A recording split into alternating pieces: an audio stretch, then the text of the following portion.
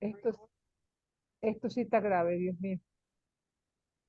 Bueno, ay Dios. Tiene que empezar de nuevo ahora. Sí, tengo que empezar de nuevo, ¿verdad?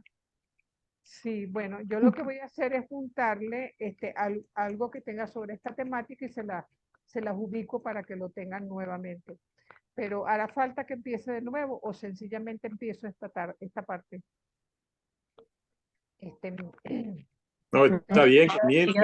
siga adelante y después, después se verá. Sí, no, profe, no, Dios tranquila. mío, Dios mío, Dios mío. Por favor, me lo recuerdan la próxima vez qué brutalidad de mi parte. Pero bueno, el caso es que estos grupos vienen a conformar una población muy particular. Son grupos sin privilegio, incluso algunos apirú se convierten también en esclavos de Egipto, pero su origen está en la planicie y se trata precisamente de el campesinado que se le ha expropiado de su tierra y que, bueno, su mano de obra ha sido utilizada en forma de explotación.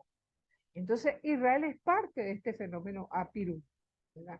Entonces, se ha secularizado, si se quiere, en las montañas de Canaán, donde la situación precisamente no era fácil. También había en las montañas grupos de bandidos. Recordemos que los caminos comerciales eran custodiados por especies de guardia porque un pequeño grupo que no fueran en caravana con mucha gente corrían el riesgo de ser perseguidos, de alguna manera de ser incluso asesinados a lo largo del camino.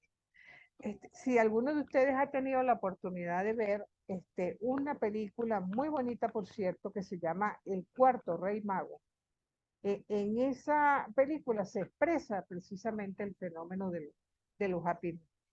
Entonces, de algún modo, ¿verdad?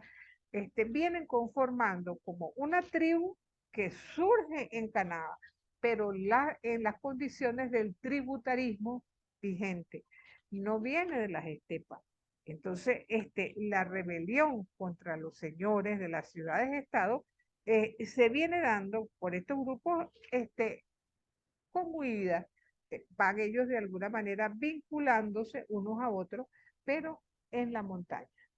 ¿Ya? Entonces allí en las planicies se generaba la resistencia y en estas circunstancias las montañas posibilitaron un asentamiento gradual de campesinos cansados del tributarismo cananeo. Entonces, y fueron, como les dije, poco a poco colocando sus nombres en las montañas donde vivían. Entonces, no todos llegaron al mismo momento ni en el mismo periodo, sino que fue algo que se fue dando paulatinamente. Entonces, para estos grupos, ¿qué imagen de Dios podían tener ellos? Si no fuera como la imagen de un Dios guerrero, de un Dios que se ponía a su lado al momento de defenderse de las esclavitudes diversas, de los tributarismos y de todo aquello que les quitaba vida. Entonces, tenemos además los grupos patriarcales. Según la Biblia, se nos coloca en un esquema trigeneracional, por el cual Abraham es el padre de Isaac, Isaac el padre de Jacob. Lo que es cierto es que ellos participan del mismo modo de vida. En una zona mayoritariamente desértica, se trata de clanes nómadas y seminómadas que tratan de ir buscando mejores condiciones de vida, trasladándose continuamente de un lugar a otro en circunstancias, ¿verdad? Cuando le eran adversas. Si había algún tipo de conflicto, ellos entonces se plegaban a irse hacia otra región. O si escaseaba el agua, trataban de ir a zonas donde pudieran encontrar un poco de agua.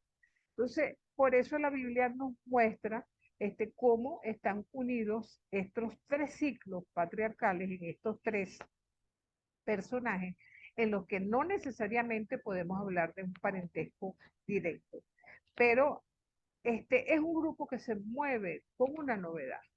y es la novedad de la promesa que trae consigo a la vez la novedad del descubrimiento de Dios.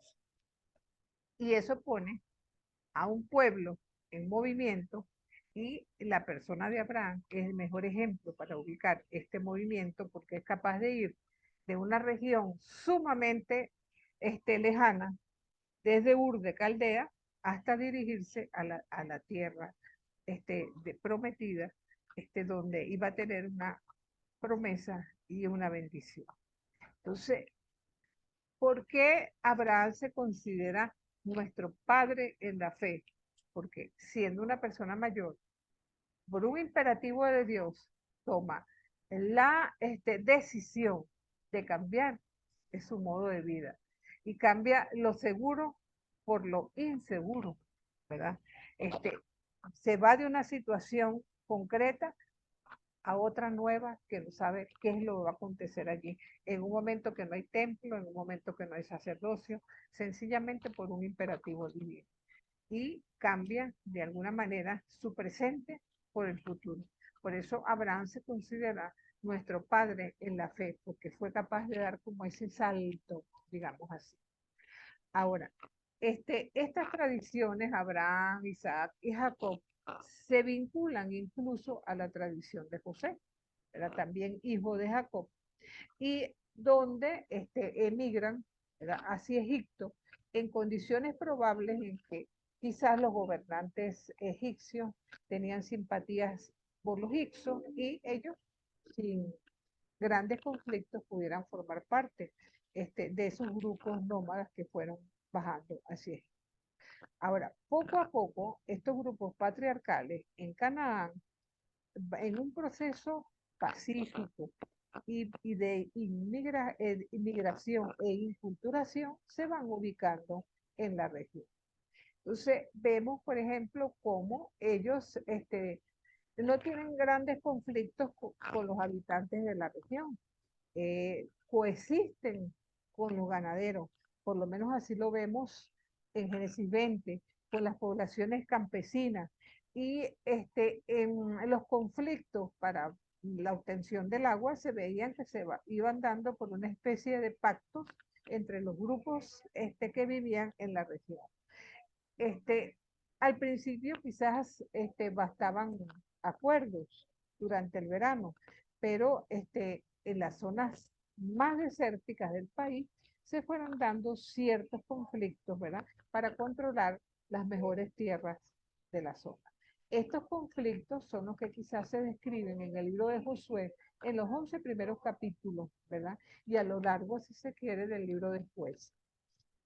Entonces, de alguna manera, ¿verdad?, nosotros tendríamos que decir que estos grupos patriarcales tienen como una característica primordial, y es que a lo largo de sus páginas lo que vamos a observar son historias de familia, nacimientos, matrimonios, conflictos entre padres e hijos, conflictos entre suegro y yerno.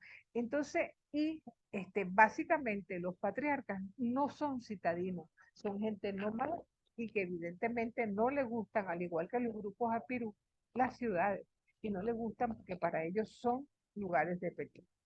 Entonces, esta relación entre las aldeas y las ciudades, si se quiere, son asimétricas, y esa cobranza de tributos tampoco iba con los grupos patriarcales. Entonces, de algún modo, nosotros tendríamos que colegir, ¿verdad?, que los grupos patriarcales, de alguna manera vamos a llamarlos abrámicos, ya que Abraham es su cabeza, viene siendo tradiciones, ¿verdad?, que se van dando en conflicto abierto con todo aquello que tenga que ver con la ciudad. Vuelvo y repito. La familia patriarcal no podemos decir que fue la sociedad ideal, pero era muy equitativa, porque cuando estaban económicamente bien, todos estaban bien, y cuando se estaba pasando hambre, todos pasaban hambre, desde el patriarca hasta el más pequeño. Entonces, en esta sociedad, la presencia de la mujer y del niño era muy, pero muy importante, porque el hecho de que tuvieran hijos eran lo que iba a dar a las tribus y los clanes la seguridad de la supervivencia. Y por eso es tan problemático el hecho de aquellas mujeres que los textos nos dicen que no podían tener hijos, y lo cual era visto como una maldición, porque la supervivencia del clan dependía de ello. Son grupos que históricamente no conocieron el culto a Yahvé, porque la religión de los patriarcas no es una religión yavista. Más bien tendríamos que decir que los patriarcas creían en el enoteísmo. Ellos tenían su Dios, no necesariamente era el mismo de los grupos que le rodeaban. Pero sí es cierto que estos cultos particulares que ellos ofrecían a esa divinidad eran hacia un Dios personal. Fíjense que en la Biblia se identifica como el Dios de Abraham, el Dios de Jacob, el Dios de Isaac, el Dios de, lo cual no está vinculado a más que a las personas concretamente. Es un Dios dinámico que los acompaña a lo largo del camino, un Dios familiar que acompaña en estos procesos migratorios a la misma familia. Entonces, pero por ende es un Dios peregrino también. Entonces está relacionando con los grupos migrantes, seminómadas que se sentían acompañadas por esa presencia de Dios. Y que esto fue transmitido en forma oral de generación en generación como una religión de la parentela, por decirlo de alguna manera. Y es también interpretado posteriormente como el Dios de la promesa. Adelante, Marisabel. Sí, no, una pregunta, pero estamos hablando de monoteístas. Eran monoteístas estos grupos. Bueno, más que monoteístas, eran enoteístas, porque los enoteístas creen en la existencia de muchos dioses, pero ellos tienen el de ellos. O sea, ellos no eximen de que otras personas puedan tener otros dioses, pero el de ellos era particular. Todavía no podemos identificarlo con el dios Yahvé, pero sí es un dios que es personal, que es peregrino, que es de ellos, que es compañero de camino, y donde se rendía culto a lo largo del camino en ciertos lugares que para ellos eran importantes, como Berseba, Hebrón, Siquén, donde cada vez que ellos pasaban por allí, nuevamente rendían culto a la divinidad que ellos creían. Adelante, Jesús. No, profe, lo que yo iba a decir ya usted lo dijo, que en Israel hubo un proceso de enoteísmo hasta monoteísmo, que es un proceso largo. Ajá. Exactamente. Y fíjense que estamos hablando incluso de un Dios mediador, porque estos grupos abrámicos no conocen un sacerdote, un especialista pues en lo religioso. Las funciones religiosas son llevadas a cabo por la misma gente. Miren, si ustedes tienen oportunidad de leer el capítulo 4, versículos 23 en adelante, del libro del Éxodo, donde Moisés va de camino con sus hijos, uno de los cuales no ha sido circuncidado, y donde aparentemente hay un episodio en que Dios está dispuesto incluso a acabar con la vida de Moisés, y es Séfora, la mujer de Moisés, quien con un pedernal practica la circuncisión del hijo y le salva la vida al marido. Entonces, es un texto bastante complejo, sobre todo en su comprensión, porque habla de esposo de sangre y una serie de expresiones que no quedan muy claros a lo largo del exégesis de ese episodio. Pero lo que sí es cierto es que dentro de los grupos patriarcales todo el mundo tenía función religiosa. No era precisamente algo que estaba vinculado solamente a lo masculino. Y donde hay una cosa bien interesante, en esta etapa se le da una gran relevancia a los sueños. El sueño de Jacob, los sueños de José, donde ellos perciben esa presencia de Dios y esa comunicación de Dios a través de los sueños. Entonces, esto evidentemente con las visiones proféticas retorna con muchísima fuerza, pero es una característica de esta etapa precisamente. Y donde de alguna manera también se daban como centros de peregrinación, porque estos grupos nómadas que normalmente iban de un lugar a otro, cuando volvían a pasar por el sitio conocido, es allí donde peregrinaban hacia los altares que habían construido en un primer momento. Es impresionante, ¿no? Porque son experiencias que van vinculando, ¿verdad? De una u otra forma, la génesis de este pueblo con grupos aparentemente diversos, ¿verdad? Pero que de una u otra forma tienen una experiencia de vida, quieren libertad y quieren la seguridad de poder vivir y llevar a sus familias adelante, pues con la mayor seguridad. Vamos entonces ¿cómo se llama? A confrontarnos con un tercer grupo, los que van a Egipto precisamente.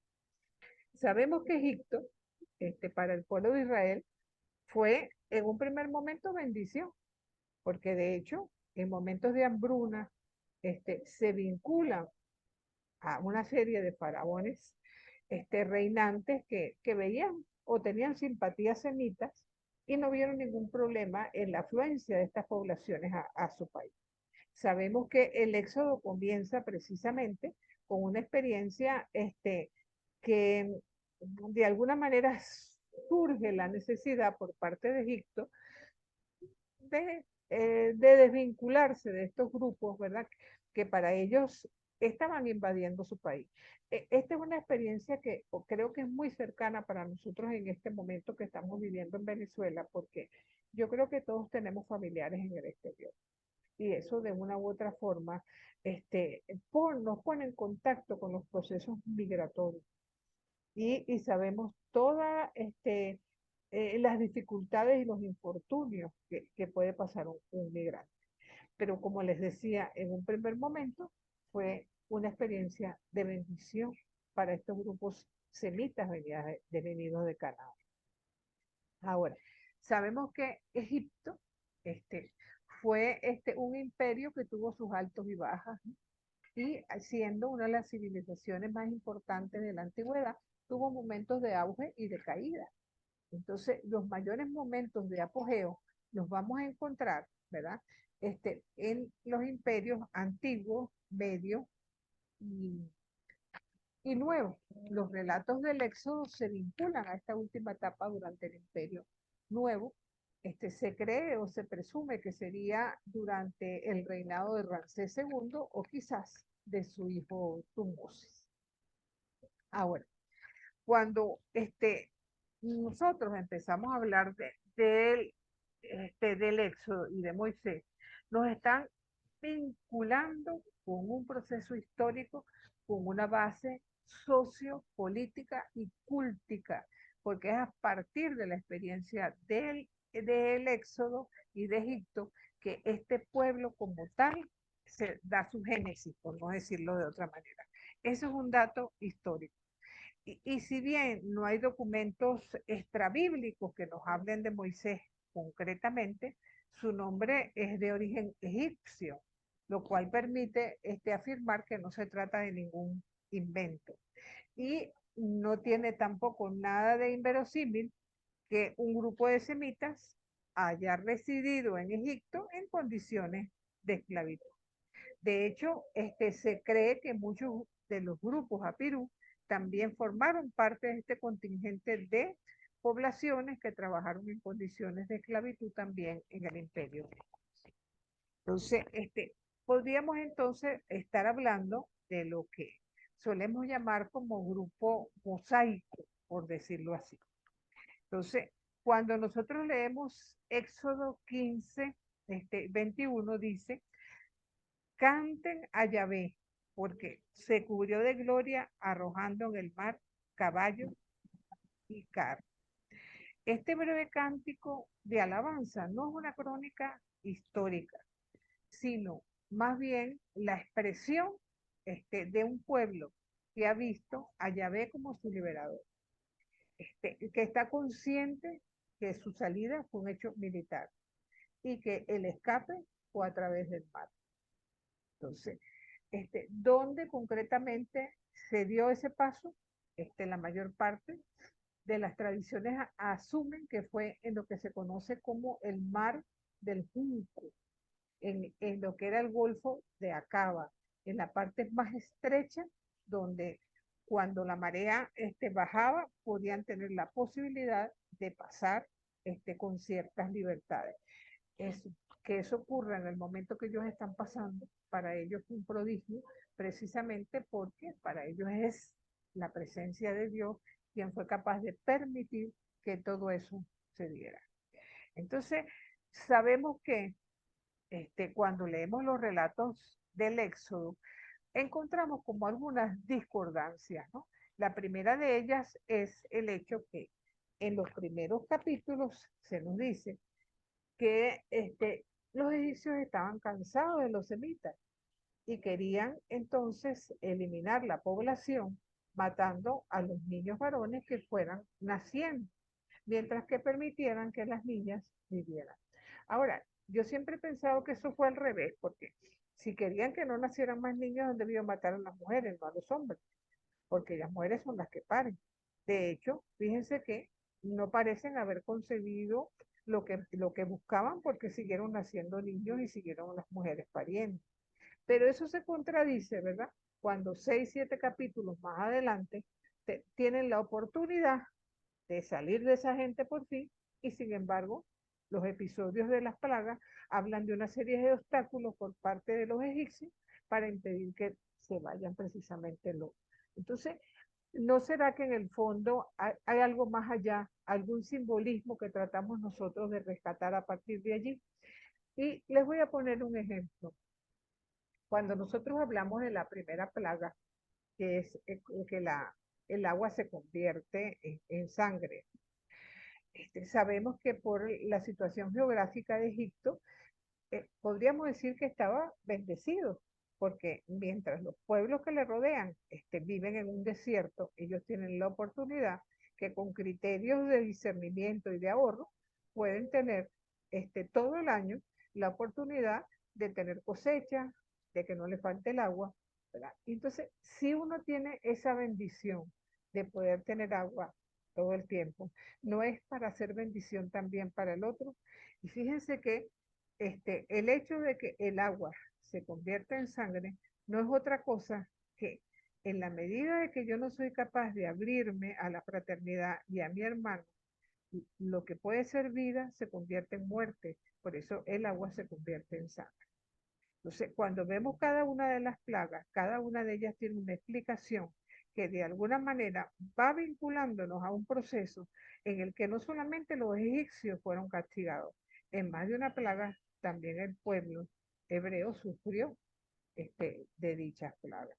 Entonces, claro, al final sabemos que finalmente se les permite salir, sobre todo con la plaga de los primogénitos.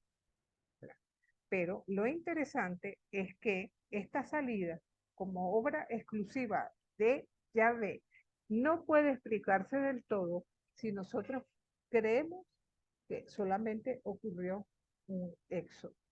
Y leyendo los relatos bíblicos, la única explicación a darse es que tiene que haber ocurrido varios éxodos, por lo menos un mínimo de 2 éxodos. Porque estaríamos entonces nosotros, estamos hablando de una crónica histórica o por el contrario, estamos hablando de una expulsión por parte de los egipcios o sencillamente de una huida por parte del pueblo hebreo. Entonces, hay circunstancias especiales que nosotros debemos medir en él. Ahora, sabemos que en la parte del desierto de Chur, ¿verdad? Había lo que era la aduana egipcia. Se cree que probablemente hacia 1400 y tanto pueden haber ocurrido una serie de eventos naturales que fueron culpabilizados los hebreos y por tanto se dio la orden de expulsión de ese grupo.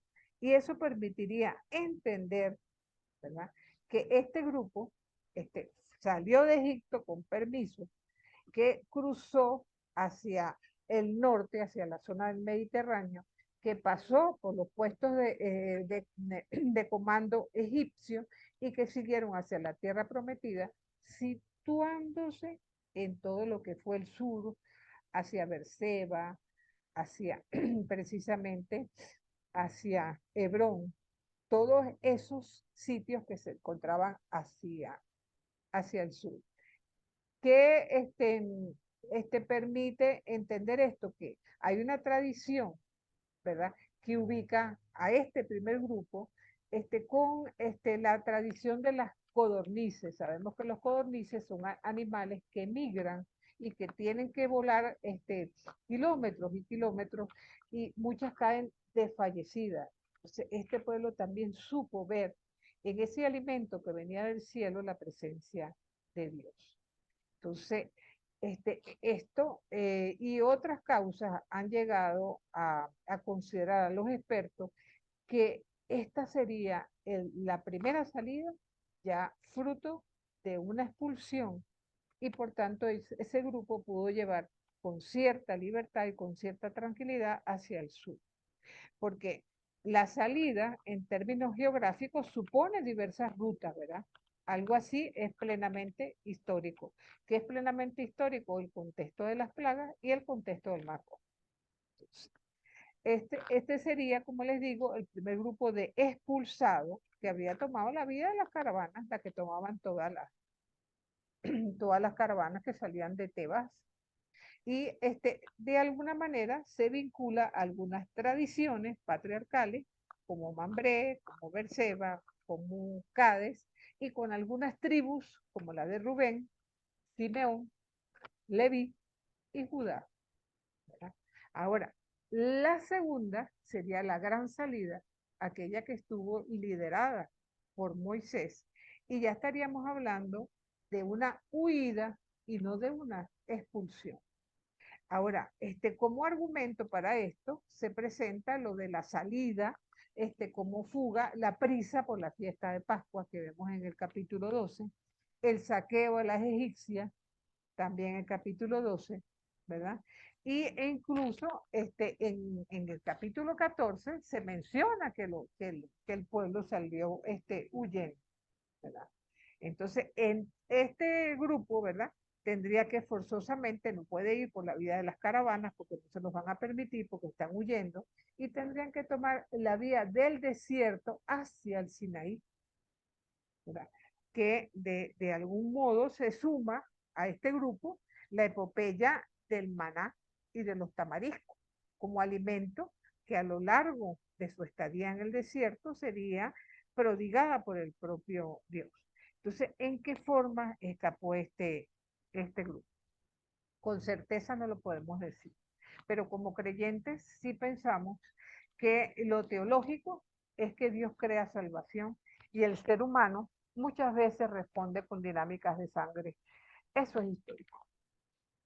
Entonces, la salida como fuga respondería a la historia, y la salida como autorización correspondería al testimonio teológico. Entonces, esto de alguna manera es interesante tenerlo en cuenta, porque cuando nosotros leemos los textos del Éxodo, vemos algunas discordancias. Primero, dice que salieron 600.000 hombres con Moisés.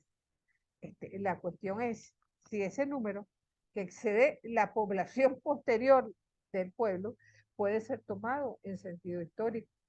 Más bien, es un concepto teológico para afianzar que el pueblo de Israel surge en Egipto bajo una experiencia de esclavitud. Ahora, de alguna manera, aun cuando en documentos egipcios hay mención de este pueblo hebreo, no hay menciones concretas de que esto se haya ocurrido tal y como los textos bíblicos no lo mencionan. Otro problema es con la duración en Egipto del pueblo. Es interesante porque los textos nos dan varias respuestas. En Éxodo 12:40 se dice que fueron 430 años, ¿verdad? Pero Génesis 15:16 supone, ¿verdad?, que hubo apenas 3 generaciones en Egipto. Y Éxodo 1 prácticamente habla de la siguiente generación después de José. O sea que recordemos que esta es una época de tradiciones orales y que posteriormente todas esas tradiciones fueron circulando de generación en generación, y el redactor final, al momento de escribir el relato, trata de no dejar nada fuera. Entonces, se cree, por lo que lo que podemos colegir leyendo Éxodo 6:13, ¿verdad?, que por lo menos deben de haber sido 4 generaciones entre Jacob y Moisés, ¿verdad? Lo que sí es bastante probable es que de alguna manera, al ser reclutado para una determinada obra y estar viviendo en condiciones de esclavitud, eso le dio unidad a este pueblo. Entonces, la fuga es un marco inicial decisivo para la vida en común. Entonces, son pocas las informaciones que el texto bíblico verdaderamente nos aporta, pero sí es lógico suponer que se trataba de sectores marginados que vieron en esto la oportunidad de escapar hacia la libertad. Porque esto, como decíamos anteriormente, se vincula hacia lo que probablemente fue la época en que gobernó Ramsés II. Entonces, aparte de esto, ¿verdad?, tendríamos que agregar algo más. Si este grupo, capitaneado por Moisés, va hacia el Sinaí, en el Sinaí era la zona de Madián, donde vivían los madianitas, ¿recuerdan qué vincula a Moisés con Madián?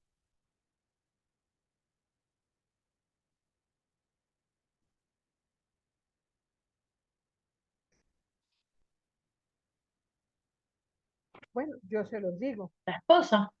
La esposa, correcto, la esposa. La esposa Séfora era hija de Yetro, sacerdote de Madián, ¿verdad? Entonces, eso de alguna manera está vinculando a este grupo salido del Éxodo con un grupo que vamos a encontrar en la península del Sinaí y que está constituido básicamente por madianitas, ¿verdad? Entonces, este grupo que podríamos nosotros mencionar como sinaítico, ¿verdad?, el mayor aporte que da a la génesis de este pueblo es precisamente el nombre y el culto a Yahvé. Porque los eventos del Sinaí no son independientes de los eventos del Éxodo. De hecho, más de la mitad del Éxodo y del Deuteronomio ocurre precisamente en el Sinaí. La mitad del Pentateuco ocurre en el Sinaí. Entonces, es una tradición que está marcada por el culto, ¿verdad?, donde se habla de un lugar sagrado, la montaña, de un tiempo sagrado, de palabra sagrada, y es un pueblo que no tiene templo, ¿verdad? La tradición del Sinaí fue decisiva, ¿verdad? Entonces se puede decir que el Éxodo viene de alguna manera a representar al pueblo campesino y el Sinaí viene a representar el sacerdocio de la ciudad. Entonces, la vinculación de ambos grupos, de alguna manera, nos va a mostrar un camino diferente, porque ¿a quién se le rendía culto en el monte Sinaí? ¿Ah? Bueno, a un dios que se representa en el trueno, en la montaña, que ruge, ¿verdad?, que es celoso. Yahvé no es una divinidad cananea, surge en el Sinaí y su culto es extra cananeo. Entonces es una divinidad de la montaña, ¿verdad? Entonces, en cierto modo, esta es una transferencia del propio Sinaí a la tierra de Israel. Entonces, su nombre indica acción. Cuando dice Yahvé, yo soy el que soy, el que actúa, el que dice, el que hace. Y su origen es pre-israelita y extra-israelita. de ahí, precisamente de los madianitas. ¿Y cuáles son las características de este culto a Yahvé? Se expresa en fenómenos de la naturaleza. La teofanía de Yahvé está representada con fenómenos naturales. Es un Dios único que no acepta otros dioses. Fíjense que es el camino que estamos hablando del enoteísmo, que hablamos en los patriarcas, al monoteísmo más estricto, en un Dios que no acepta de ninguna manera ser mezclado con otros dioses, que quiere exclusividad. Entonces, de algún modo, ¿verdad? Vamos así vinculando, ¿verdad? A esta serie de grupos, ¿verdad? Y podríamos resumir lo siguiente. Estamos hablando, ¿verdad? De que Israel estuvo constituida por 4 grupos humanos fundantes. En un primer término, tenemos los grupos Apirú, que fueron los empobrecidos del sistema cananeo. Algunos fueron mercenarios. La visión que ellos tienen de Dios es la de un Dios guerrero que pelea por su espacio, que no quiere seguir dejándose esclavizar. Y evidentemente huyen a las montañas buscando mejores condiciones de vida. Miren, uno de los argumentos que tiene Israel para decir que ellos nunca abandonaron la tierra fue precisamente la presencia de estos grupos Apirú en las montañas, para decir que ellos nunca se fueron de la tierra de Canaán. El segundo grupo serían los grupos abrámicos. Ahí estamos hablando de grupos nómadas y seminómadas, ¿verdad? Pequeño pastoreo de ganado, que buscan de alguna manera sus mejores condiciones de vida yéndose constantemente de un lugar a otro. Tienen la creencia en un Dios familiar, peregrino, compañero de camino, y buscan evidentemente pasto y agua para su supervivencia.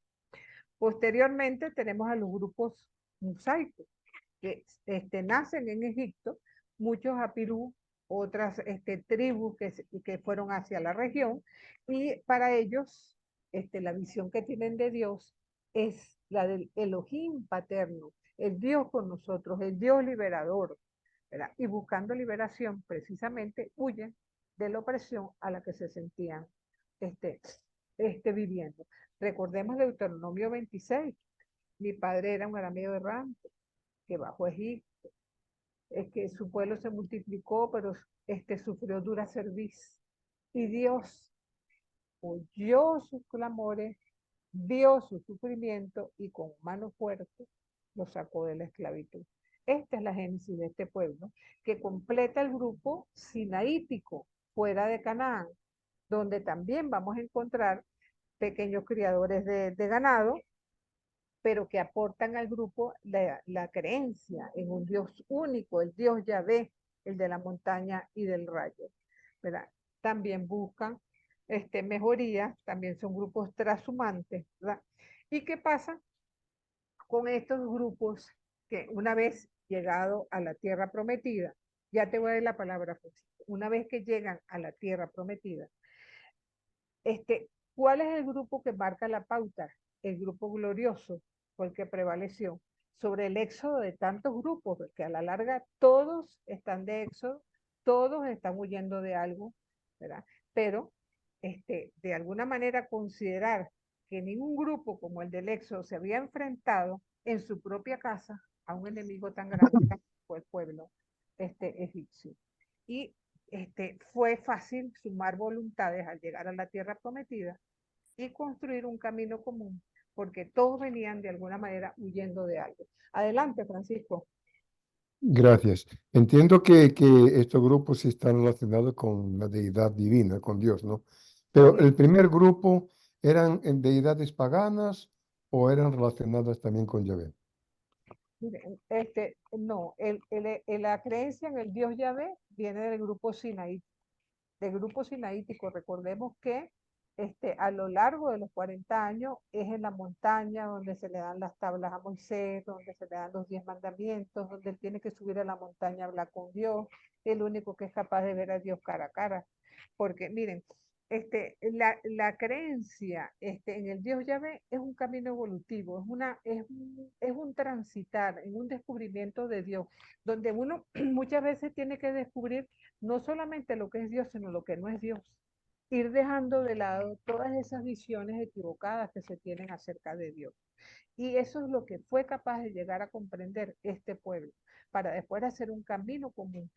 Ojo, un camino en el que muchas veces también se equivocaron, a pesar de haber hecho alianza con Dios y estando conscientes de que fue Dios quien nos sacó de la esclavitud, en más de una oportunidad dieron un paso atrás en la alianza y, y se fueron con otros dioses y trataron de comportarse de manera inadecuada, y de alguna manera esto es la experiencia que este pueblo tiene, un descubrir. Bueno, igual que nosotros, la comprensión nuestra de Dios, quién es Dios para nosotros, quién es Jesús para nosotros, es también un camino.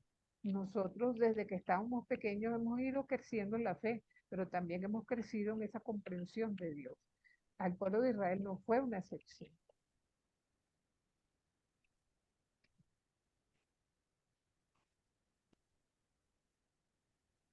No sé si alguien más tenga alguna pregunta o algo que quiera comentar.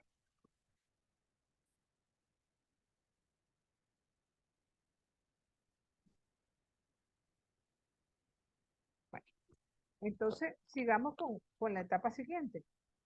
La etapa de la conquista está contemplada sobre todo en los textos de Josué y Jueces. Es una etapa que aproximadamente dura del 1250 al 1050 antes de Cristo. Después que el pueblo ha sido conducido a Canaán, se da la conquista de la tierra por Josué, quien de alguna manera recoge la herencia de Moisés y se va dando una etapa en que van a gobernar una serie de individuos que reciben el nombre de jueces, eso hasta la época de la monarquía. Es una etapa de dificultades porque hay luchas entre los beduinos y los cananeos por la conquista de la tierra, a lo cual se suma, ¿verdad? Ese grupo que viene del desierto, y eso no lo relata la Biblia. Ahora, cuando nosotros comparamos los relatos de Josué con los de Jueces, vemos también que hay diferencia. Josué nos muestra cómo la conquista se fue dando en forma gloriosa y portentosa. Baste decir la conquista de Jericó, darle 7 días la vuelta a las murallas y las murallas se caen. Ahora, para su sorpresa, las excavaciones arqueológicas han dado paso a considerar que para el momento en que se ubica la conquista, la ciudad de Jericó estaba en una de esas etapas de decadencia en que prácticamente podríamos decir que ni las ciudades de Jericó ni la de Ai existían en ese momento. Lo que sí es que hubo múltiples defensas para minar, digamos, las defensas cananeas. Y el libro de Jueces lo percibe de una forma más clara, porque habla que llegaron a las montañas, donde estaban también gente que había sido perseguida, no tuvieron grandes problemas en la convivencia con ellos y para ser aceptados. En otros lugares, quizás porque muchas ciudades, estados ya estaban en decadencia, pudieron entrar con facilidad, pero en otras se tuvieron que dar luchas por la posesión de la tierra. De hecho, la Biblia nos muestra que fue sencillamente hasta David, recordemos a David Goliat, que cuando de forma definitiva se minaron las defensas filisteas y cananeas y prácticamente el pueblo tomó posesión de la tierra. Históricamente, la pregunta que queda en el aire, ¿verdad? ¿Cómo unas tribus seminómadas sin preparación militar y sin estar armadas, ¿verdad?, pudieran imponerse a enemigos cananeos superiores? Una respuesta pudiera buscarse en lo que estamos diciendo anteriormente, el empobrecimiento de las ciudades cananeas, la heterogénea composición étnica de la zona, factores topográficos y climáticos que pudieron también anular a los carros cananeos en un momento dado, y sobre todo quizás el fervor nacionalista, ¿verdad? De los hebreos y su servicio de inteligencia. Recordemos los relatos que lo vinculan con Rahab para la posesión de la tierra, de buscar el momento más adecuado, de aprovecharse de las pequeñas oportunidades que la situación le ofrecía. O sea, un poco de inteligencia y de logística, ¿no? Lo que les permitió un acercamiento militar, si se quiere, en forma indirecta. La arqueología también ha dado paso a considerar que hay testimonio de que si para el 1200 aproximadamente se sospecha, ¿verdad?, la presencia de una población nueva en la región. Aunque hay dudas si realmente se trataba del grupo proveniente del desierto o si se trataba, ¿verdad?, de pueblos filisteos, como dice Esca. Se sabe que con facilidad los israelitas al principio pudieron imponerse fue en las montañas, donde estaban prácticamente sus hermanos. Ahora, no se sabe con certeza, por tanto, la fecha exacta de la conquista. Estas fechas que estamos dando son aproximadas. ¿Okay? Ahora, el origen de Israel en Canaán, puede ser explicado, ¿verdad? Por varias teorías. La primera de ellas sería la conquista militar. Hay un autor, Albrecht, que afirma que esto se dio así. Pero no es posible probar que Israel haya conquistado en un primer momento el territorio, ni se han encontrado pruebas arqueológicas de que la conquista se hubiera dado desde la Transjordania, ¿verdad? La otra teoría es un asentamiento progresivo de los seminómadas, o sea, una infiltración lenta y pacífica de grupos provenientes de las regiones desérticas y que se fueron asentando de manera progresiva en Canadá y luego en las llanuras fértiles, ¿verdad? Y una tercera tesis es que se haya producido una rebelión de campesinos contra las ciudades cananeas, ¿verdad? Y eso provocó que una masiva llegada de campesinos y esclavos, creyendo en un Dios único, acompañados de un grupo de levitas venidos de Egipto, que pudieran de alguna manera haberse asentado en la región, que se rebelaron contra sus patronos en Egipto, pudieran haber dado pie también a que esta rebelión hacia las ciudades-estado en la región, en un momento que estaban, vamos a decir, en decadencia, pudieran entonces haberse vinculado a, a lo que fue la experiencia del asentamiento en Canadá. Probablemente un poquito de cada una de estas teorías es bastante probable que haya sido lo que históricamente sucedió. Lo cierto es que Israel de poco a poco se fue asentando en una región donde la cultura cananea ya se encontraba en decadencia. Entonces, de algún modo, ¿verdad? El hecho de que ya existiera el comienzo del uso del hierro, desplazando el bronce como instrumento de trabajo, quizás puede haber ayudado también en esta etapa, por decirlo así. Les decía que el libro de Josué marca la conquista en forma victoriosa. Juez tiende a ser un poco más prudente, ¿verdad? Y sobre todo, Jueces contradice a Josué en unas tierras que Josué asegura haber sido conquistadas por él. Entonces, lo cierto es que Israel guarda memoria de su pasado nómada y de algún modo, en la medida que se va asentando en el territorio, va adquiriendo la conciencia progresiva de que las tribus deben unirse y unificarse, aunque no estén agrupadas en la misma zona, y ni piensen del mismo modo, tienen que estar tomando conciencia de que forman parte de un solo pueblo.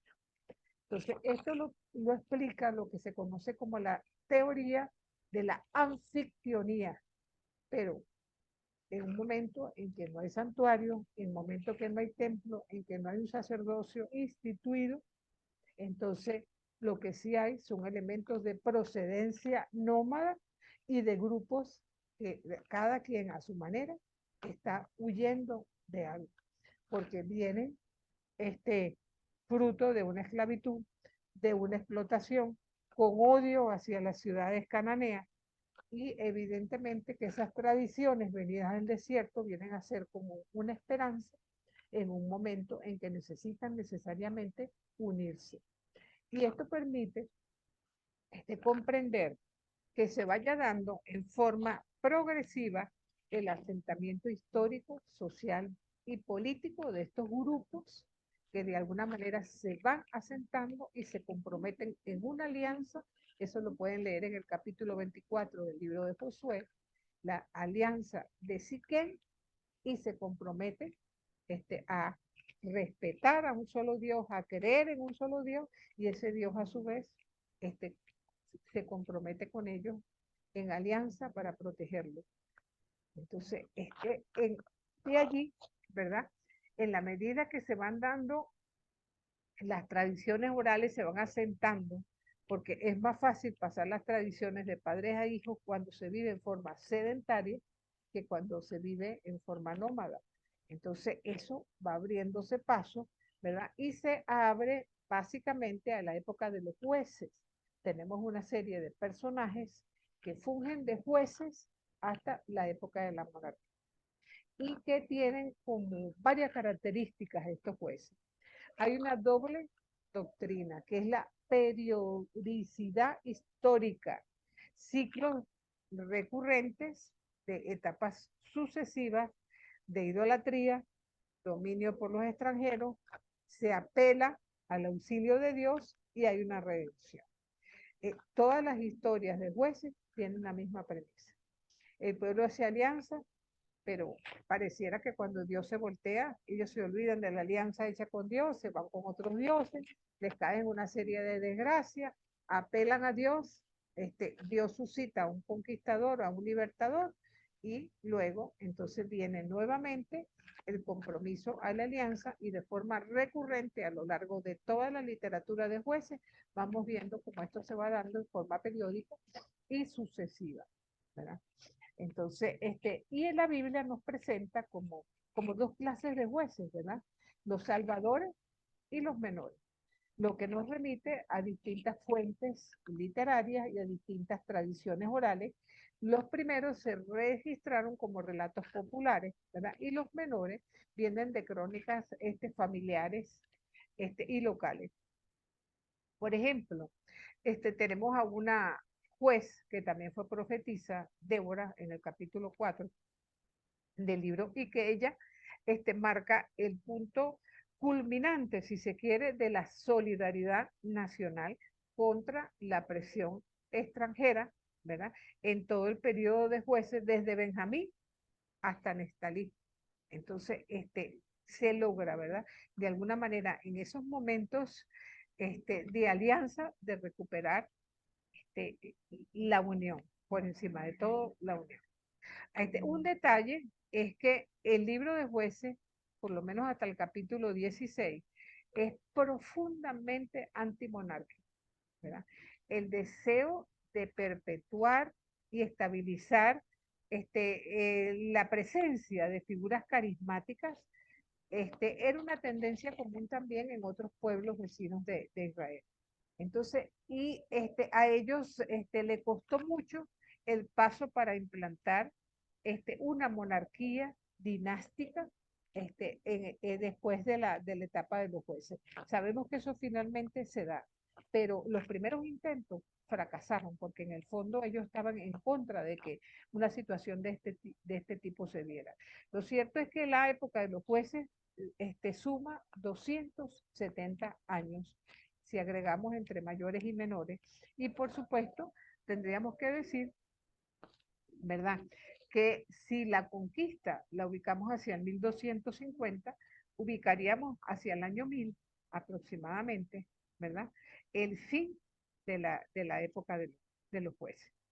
Entonces, lo que es cierto, e históricamente comprobado, que antes de la monarquía, una época que fue posterior al nomadismo y que fue fundamental para el pueblo, porque fue la toma de conciencia de ellos como pueblo de Dios, de pertenecer a una misma familia, a un mismo pueblo, a pesar de las distintas de las distintas proveniencias, por decir así, o procedencias, lo cual al final los va a llevar finalmente a la monarquía. Entonces, esto se va dando, o ese paso se va dando en este momento. Tendríamos que decir, ¿verdad? Y ya con eso vamos cerrando, que para la próxima vez que nos encontremos, que va a ser el 9 de abril, dentro de 3 semanas, les recuerdo que la semana que viene es Semana Santa y que en la semana de Pascua no hay clase en el ITER, que no hay tareas para esta semana, para la próxima sí la habrá. Tengan pendiente que tienen un ensayo por ahí de la semana pasada. Los que ya tienen acceso a la página, por favor recuerden que hay una fecha tope para la entrega del mismo. Y bueno, pónganse las pilas. Espero que esta semana santa sea también una experiencia de conversión y de acercamiento a nuestro Señor. Y les doy la oportunidad a que intervengan con preguntas o sencillamente si quieren hacer cualquier comentario. Adelante.